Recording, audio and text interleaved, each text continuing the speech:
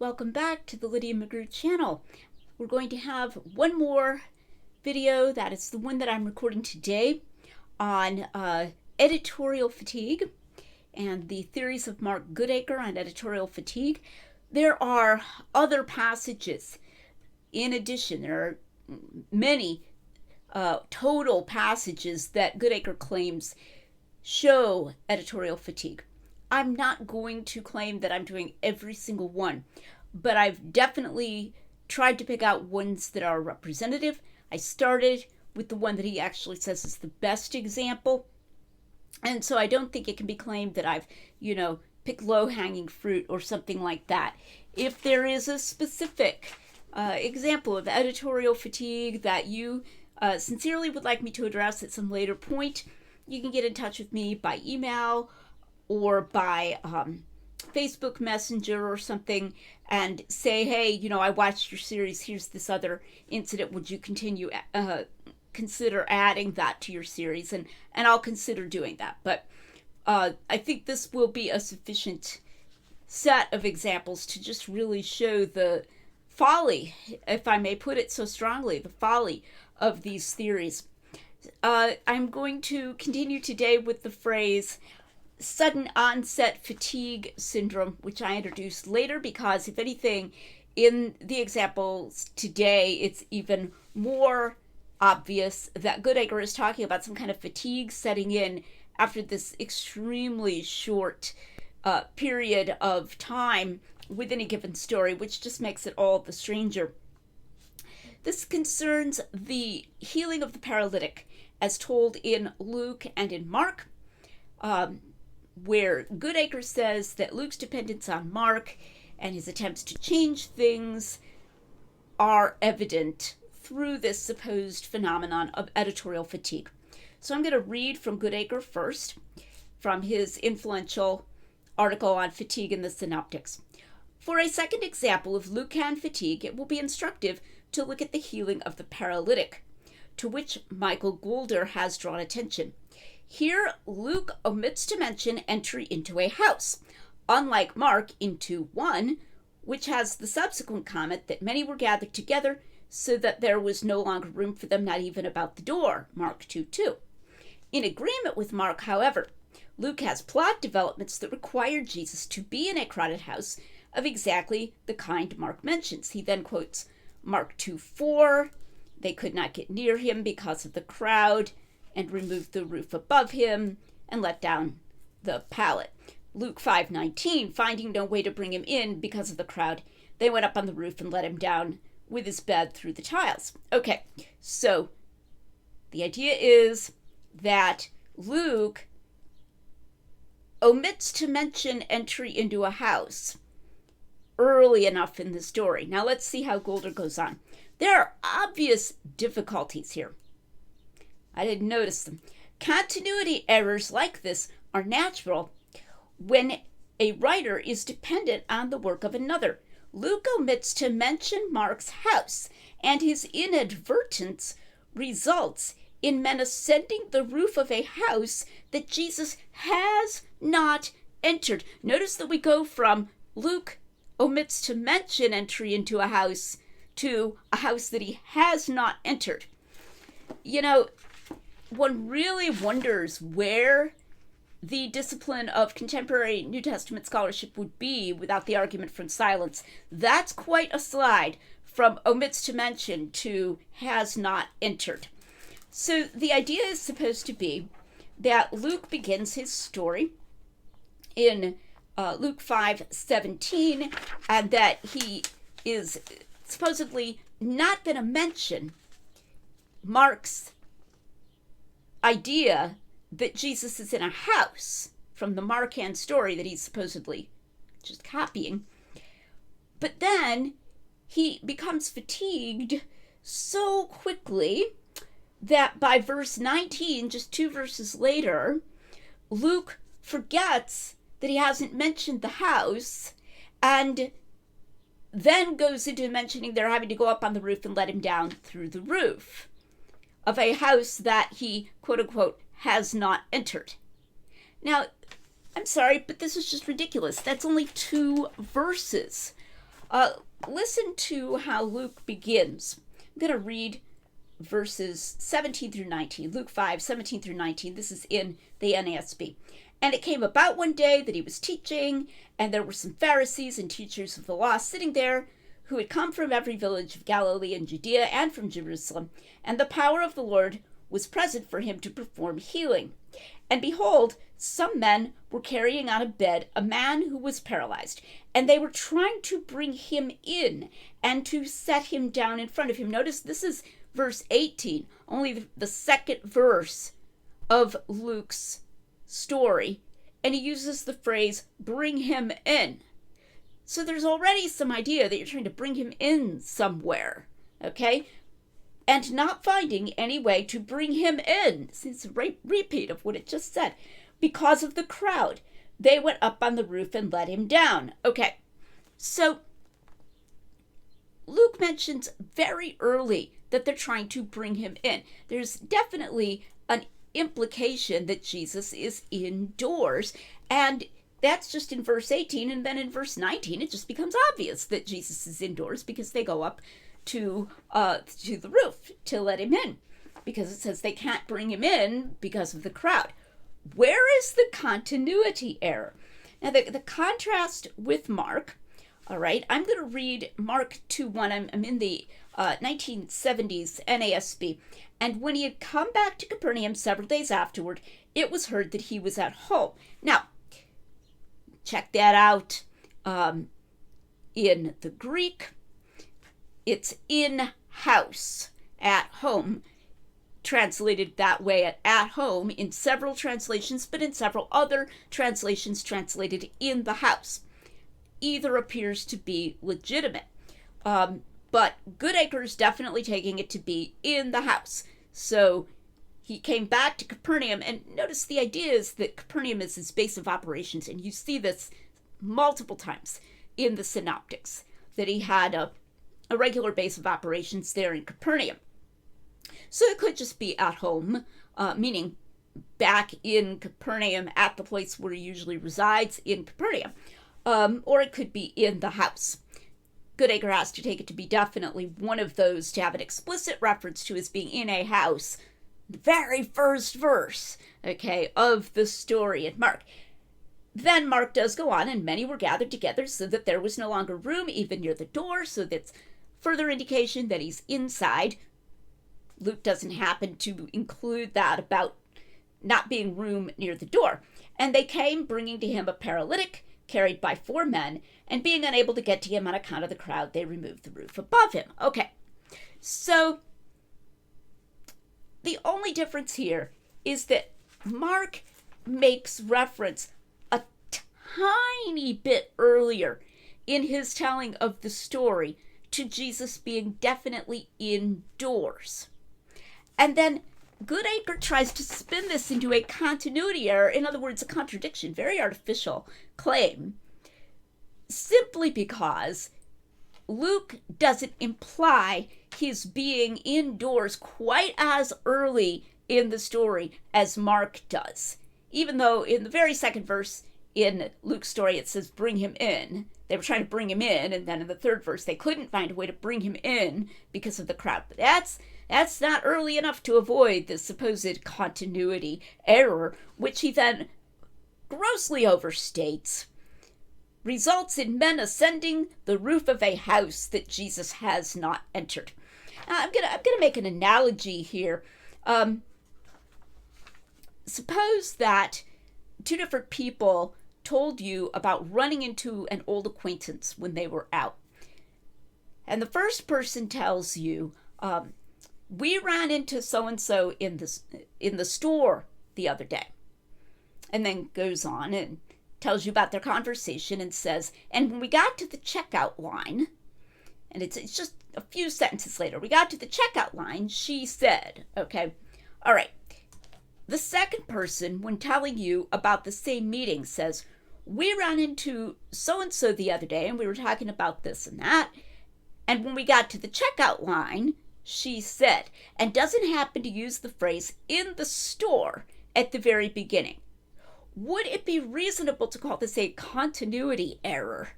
because the implication that they were in a store just comes very shortly later in the second person's version. This results in their approaching the checkout line of a store that they have not entered. I mean, that's just nonsense. Oh, okay, I see, they were in a store, even though he didn't previously happen to mention that they were in a store. This fatigue must have come on very, very suddenly for Luke. Oh, I think I won't bother with all that stuff about them being inside. Remember, too, that they're having to lower Jesus through the roof is a really interesting aspect of this story. Those of us who grew up in church remember it all the time. And the pictures and stuff in the Bible storybooks or on a flannel graph. I remember flannel graph of the men, lowering their friend through the roof. So it's not at all implausible that Luke intended right from the beginning to tell that aspect of the story. It's such a salient and interesting feature of the story.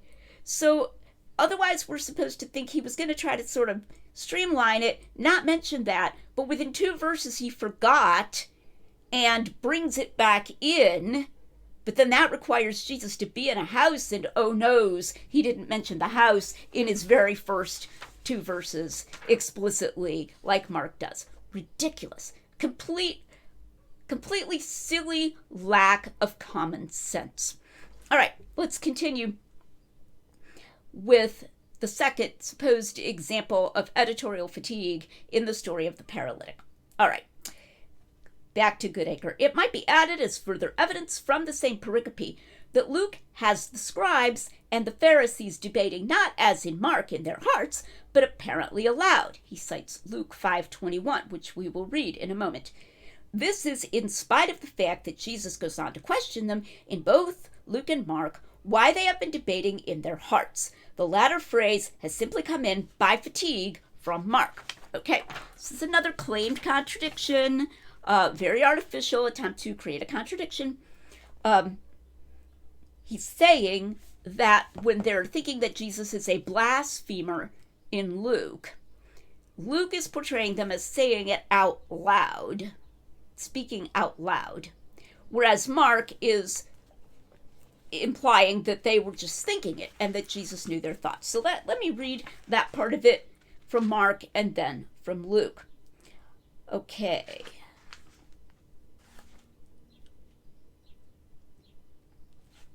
So this is after he says to the paralytic, your sins are forgiven. Mark 2:6. But there were some of the scribes sitting there and reasoning in their hearts, why does this man speak that way? He is blaspheming. Who can forgive sins but God alone? And immediately Jesus, perceiving in his spirit that they were reasoning that way within themselves, said to them, why are you reasoning about these things in your heart? Which is easier, to say to the paralytic, your sins are forgiven, or to say, arise and take up your pallet and walk. Okay, and then he proceeds to heal him. All right, so that's Mark 2. Now, Luke 5.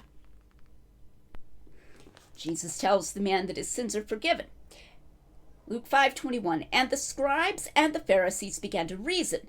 By the way, it's the same word for reason, if you're interested, saying, who is this man who speaks blasphemies? Who can forgive sins but God alone?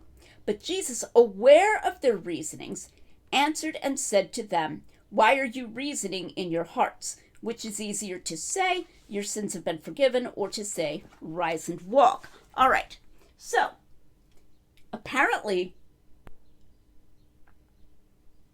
Goulder's claim that Luke means to portray them as speaking aloud is based entirely on the word saying.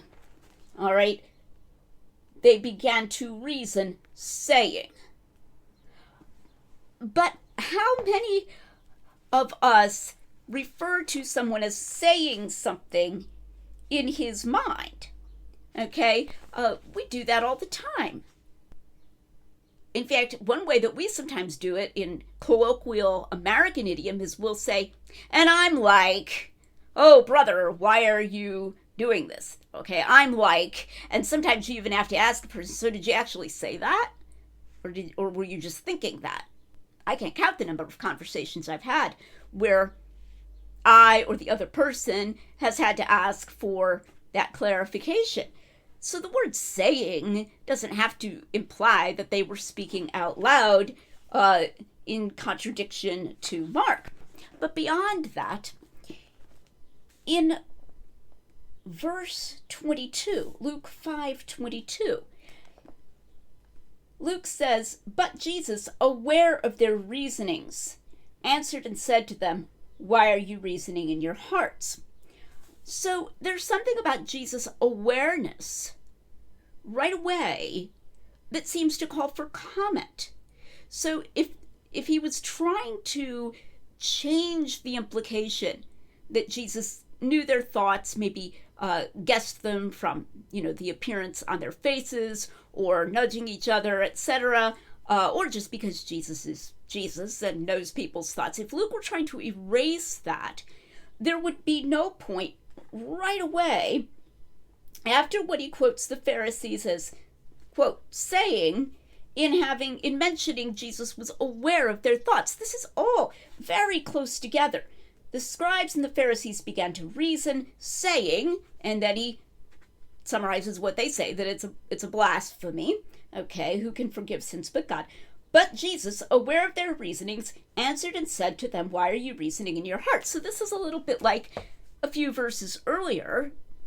The men tried to bring him in, but they were unable to bring him in because of the crowd. That pretty earlier than the point even where Goodacre is saying this continuity error is occurring,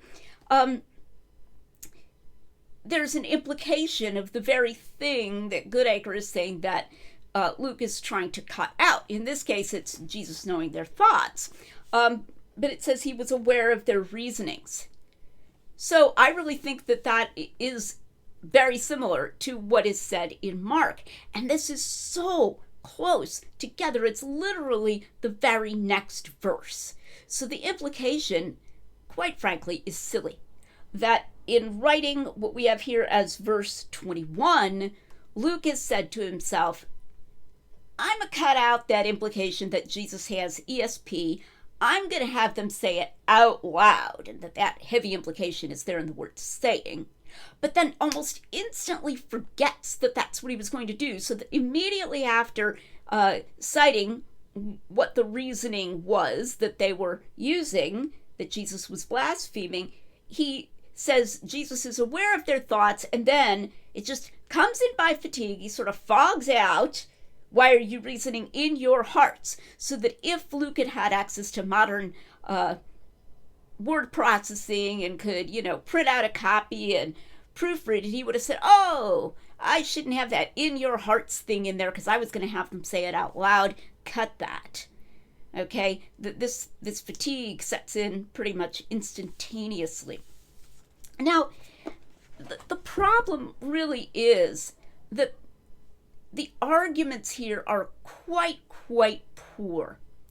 And it's often considered uncollegial, even as between more conservative scholars and less conservative scholars, at least in that direction, if a more conservative scholar is writing about a less conservative scholar, to say, "Oh, that's a terrible theory," or, "That's just completely off base," and so forth, or "That's, let's use a little more scholarese, highly conjectural with insufficient evidence."